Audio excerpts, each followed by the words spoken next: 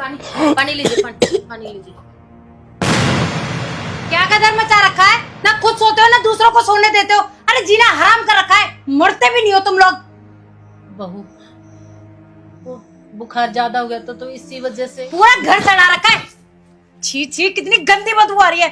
अरे तुम्हारी जिंदगी जितनी कटनी थी तुम्हारी तो कट ली, अरे कम से कम दूसरों को तो जीने दो। तुम्हारी वजह से मैं और मेरे बच्चे भी बीमार हो चुके हैं। बहू डॉक्टर इलाज कर तो रहे हैं, लेकिन बीमारी ठीक होने में टाइम तो लगता है ना। अरे इनका तो ठीक होने का पता नहीं, मुझे लगता है जब तक हम ही बीमार हो जाएंगे। तुम्हारी ये बीमारी मेरे बर्दाश्त के बाहर हो चुकी है। अगर तुम्हारी वजह से मेरे बच्चों को कुछ हो गया ना, उनके जीवन में कोई संकट आया तो ध्यान रख लेना मैं तुम्हारा क्या हाल करूंगी। और एक बात बताऊं, तुम कल मरो ना, तुम आज मर जाओ, मुझे कोई फर्क नहीं पड़ता, लेकिन मेरे बच्चों को कुछ हो गया तो सोच लेना जीना आराम कर रखा है। और हाँ, तुम्हारी सांस लेने के बाद भी इस दरवाजे से बाहर आई ना तो तुम्हारा क्या हाल करूंगी तुम सपने में भी नहीं सोच सकते। दिमाग खराब कर दिया मेरा।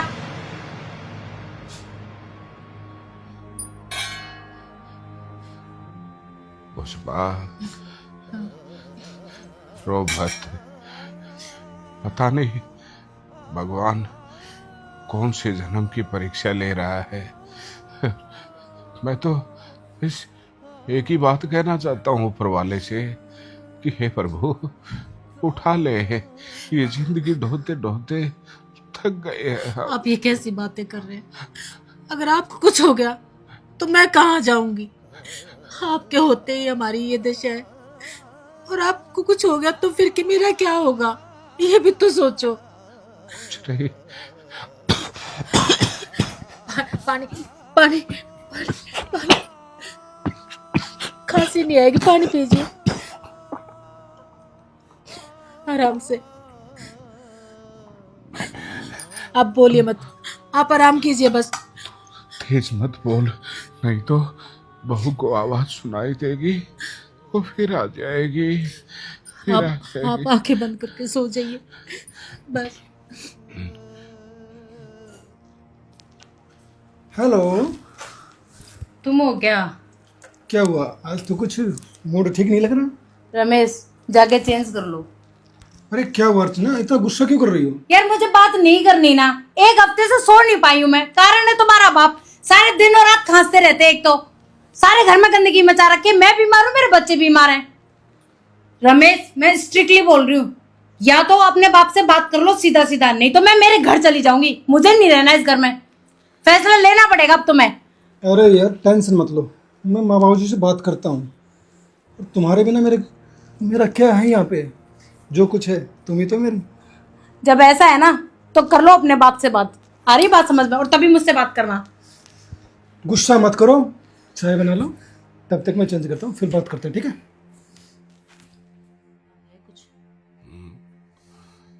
पता नहीं ये बीमारी तो साथ ही जाएगी। बाबू जी ऐसा क्यों बोलते हो? आपके लिए दूध है। हाँ हाँ बेटा। और बेटा तू ठीक है? मैं ठीक हूँ बाबू जी, आपकी तबीयत ठीक है? बस पता नहीं बेटा क्या होगा क्या नहीं। बाबू जी मुझे आपसे कुछ बात करनी थी। हाँ बेटा, मुझे भी तुमसे कुछ बात करनी है। आपको बात करनी है? हाँ हाँ बोलिए ना बाबूजी, क्या बात है? नहीं रमेश, पहले तुम बताओ तुम्हें क्या बात करनी है। नहीं माँ, पहले बाबूजी से पूछते हैं ये क्या कह रहे हैं। हाँ बोलो बाबूजी। रमेश बेटा, पता नहीं जिंदगी का ये सफर कब खत्म होगा। थोड़ी बहुत जिंदगी बची है तो सोच रहा हूं अकेले में जिंदगी गुजार लो। बहू को काफी परेशानियां हो रही हैं हम दोनों से। वो भी अपनी जगह ठीक है, अब बीमार शरीर है, रात को कई बार नींद नहीं आती, जिससे उनकी नींद खराब हो जाती है। तो मैंने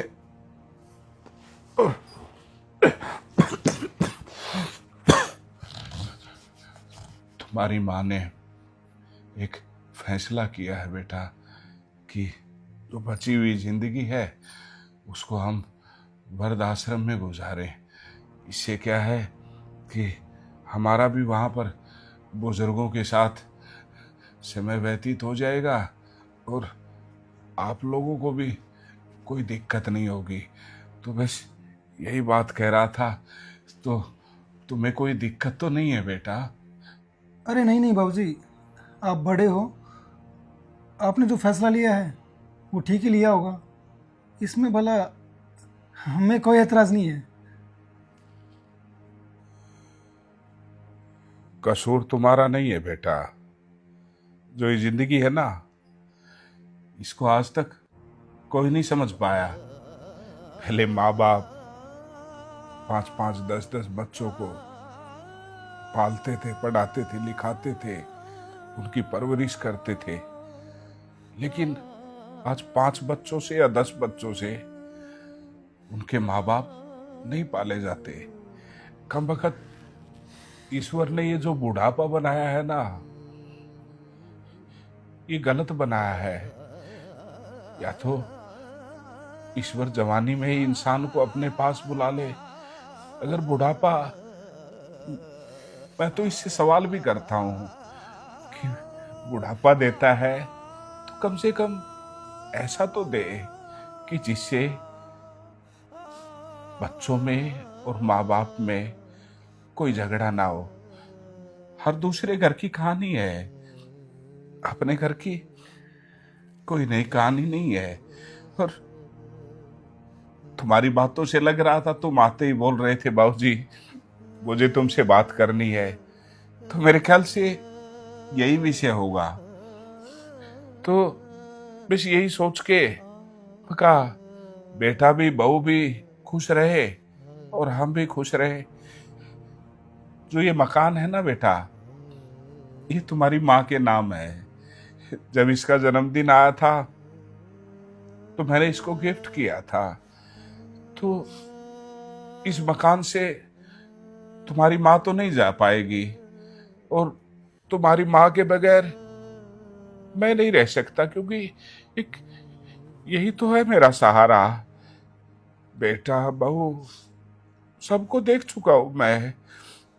तो बस तो बेटा और बहू और बच्चे, तुम अपना रहने का कहीं और इंतजाम कर लो, क्योंकि बहुत से परिवार ऐसे हैं जिन पे घर में उनकी इज्जत नहीं होती।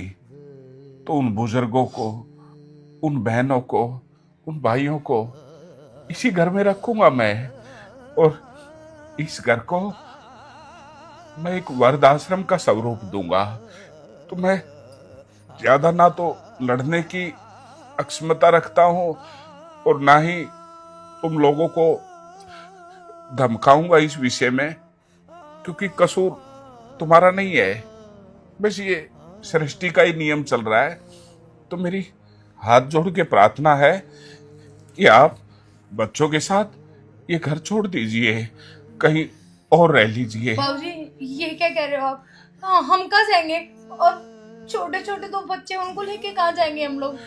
बेटा शायद तुम भूल चुकी हो कि जिंदगी के जिस पड़ाव में हम दोनों हैं, उस पड़ाव में एक दिन आप लोगों को भी आना है।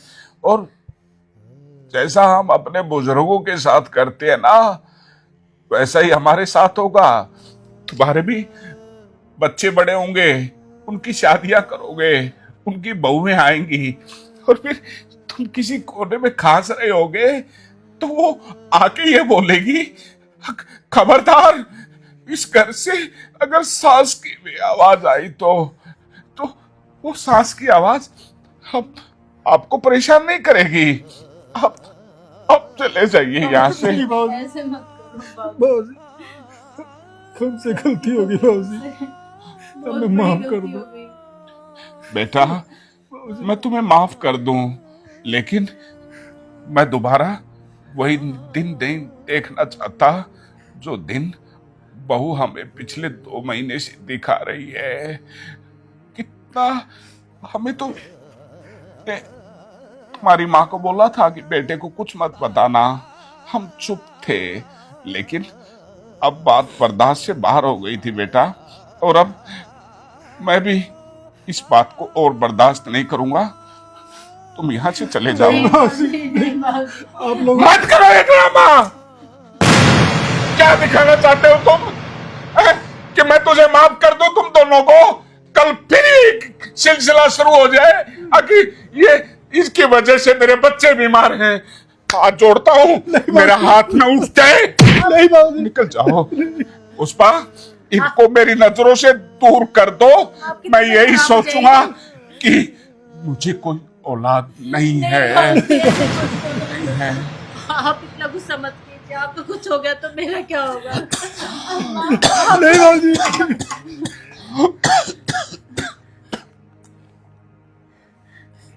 पापा, चले जाओ बेटा। पापा मुझसे गलती हो गई पापा। मैंने आपको हमेशा अपना ससुर समझा, पर मैं वादा करती हूँ आज के बाद मैं हमेशा आपको अपने पिता समान समझूंगी। पुष्पा, क्या इस बात की तू जिम्मेवारी ले रही है कि हमें ये ताने नहीं मिलेंगे? अगर बच्चे बोल रहे हैं हम माफ कर देते हैं। बाबूजी, आइंदा कोई शिकायत नहीं आएगी बाबूजी। आखिरी गलती मैं लेता हूँ गारंटी बाबूजी। हमारे पोता पोती भी तो है, उनका क्या होगा? कम से कम उनके लिए इनको माफ कर दो। पुष्पा, तुझे पता है मैंने आज तक जिंदगी में तेरी बात को कभी नकारा नहीं है। हाँ मुझे पता है। तू कह रही है तो मैं ये मोहलत दे सकता हूँ, लेकिन खबरदार, अगर दोबारा ऊंची आवाज में हमसे बात की तो तुम हमारे लिए मर चुके हो और मैं तुम्हारे लिए मर चुका हूँ। ऐसा कभी भी नहीं होगा पापा, कभी भी नहीं होगा। बाबूजी, हम पर नहीं तो कम से कम आप अपने पोता पोती में तो तरस खाइए।